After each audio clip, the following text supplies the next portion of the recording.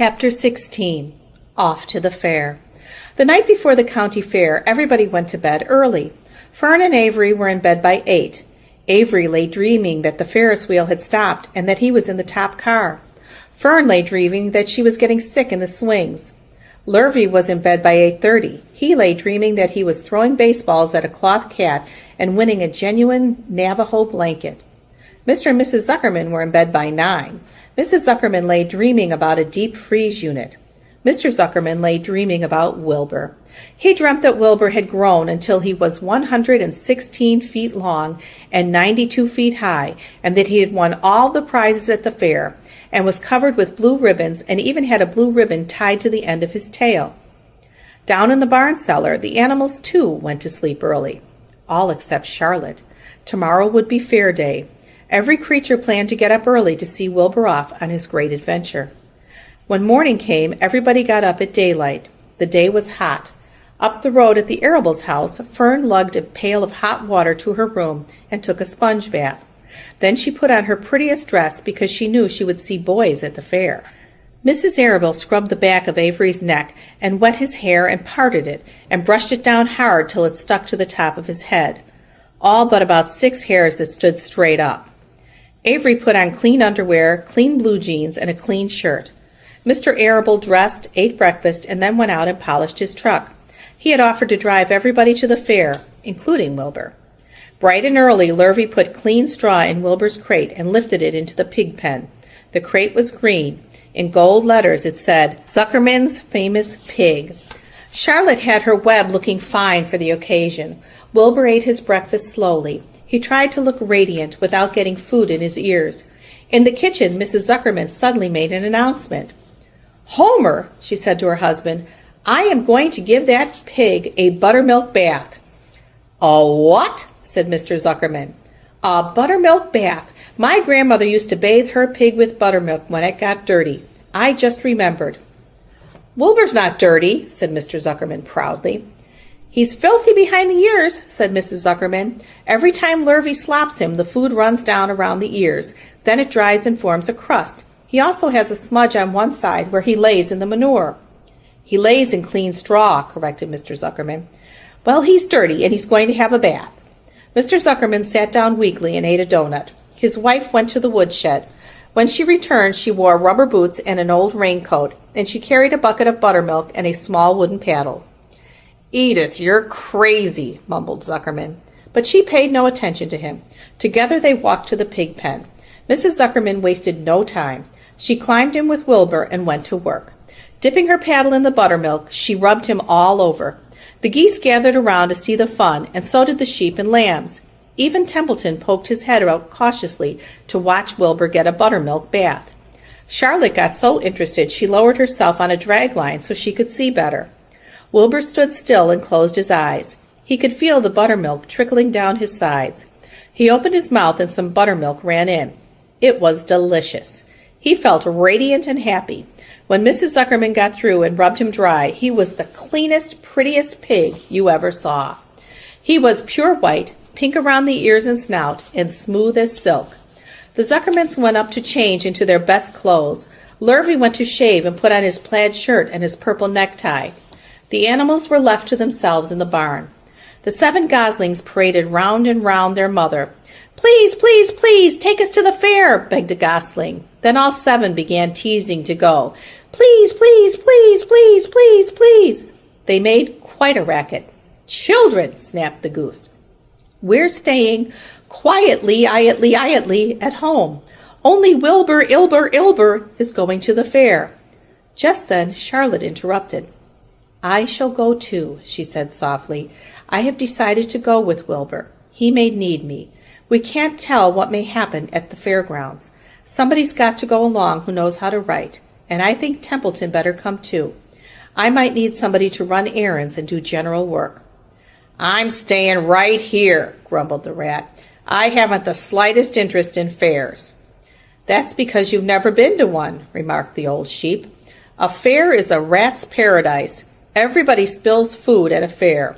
A rat can creep out late at night and have a feast. In the horse barn you will find oats that the trotters and pacers have spilled.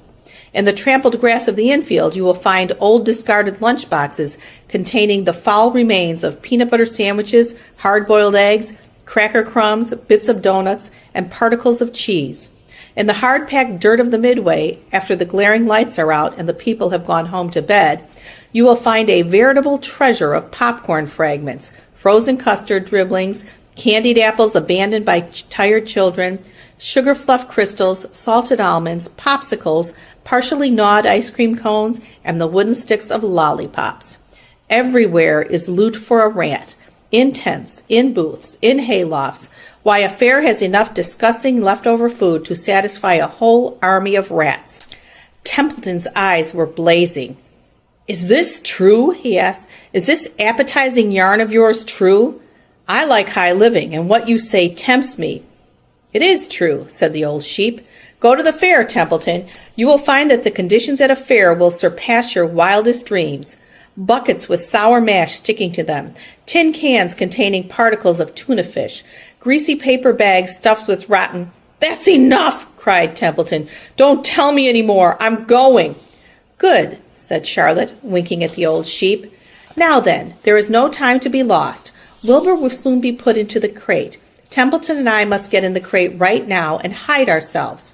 The rat didn't waste a minute. He scampered over to the crate, crawled between the slats, and pulled straw over him so he was hidden from sight. "All right," said Charlotte. "I'm next." She sailed into the air, let out a drag line, and dropped gently to the ground. Then she climbed the side of the crate and hid herself inside a knothole in the top board. The old sheep nodded. "What a cargo," she said.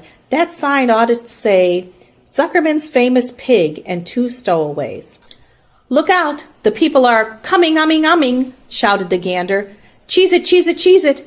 The big truck with Mr. Arable at the wheel backed slowly down toward the barnyard. Lurvy and Mr. Zuckerman walked alongside. Fern and Avery were standing in the body of the truck, hanging onto the sideboards.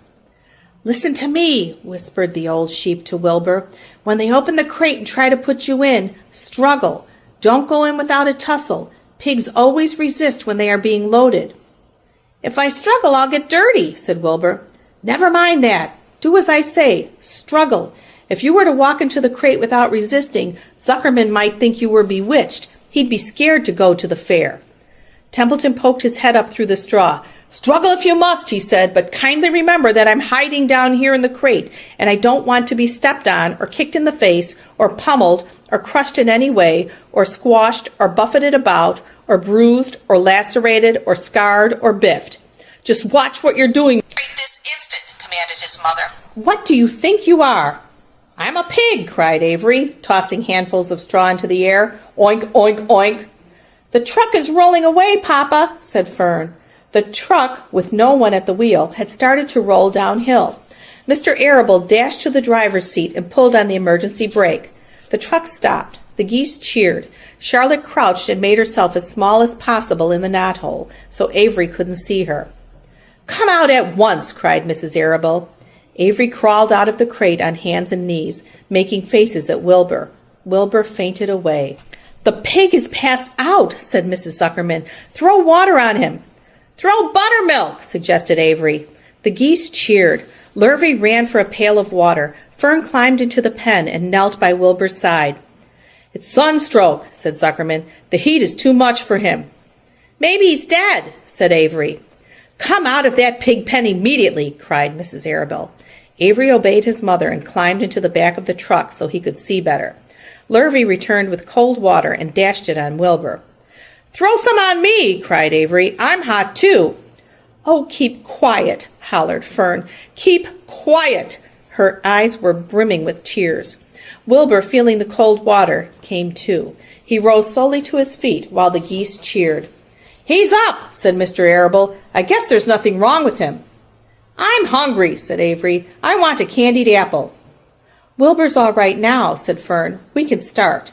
I want to take a ride in the Ferris wheel." Mr. Zuckerman and Mr. Arable and Lurvy grabbed the pig and pushed him head first toward the crate. Wilbur began to struggle. The harder the men pushed, the harder he held back. Avery jumped down and joined the men. Wilbur kicked and thrashed and grunted. "Nothing wrong with this pig," said Mr. Zuckerman cheerfully, pressing his knee against Wilbur's behind. All together now, boys. Shove!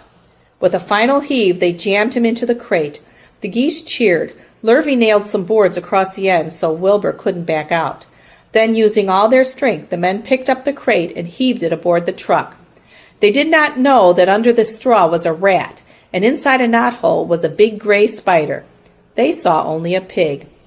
"Everybody in!" called Mr. Arable. He started the motor. The ladies climbed in beside him. Mr. Zuckerman and Lurvy and Fern and Avery rode in the back, hanging on to the sideboards. The truck began to move ahead. The geese cheered. The children answered their cheer, and away everyone went to the fair.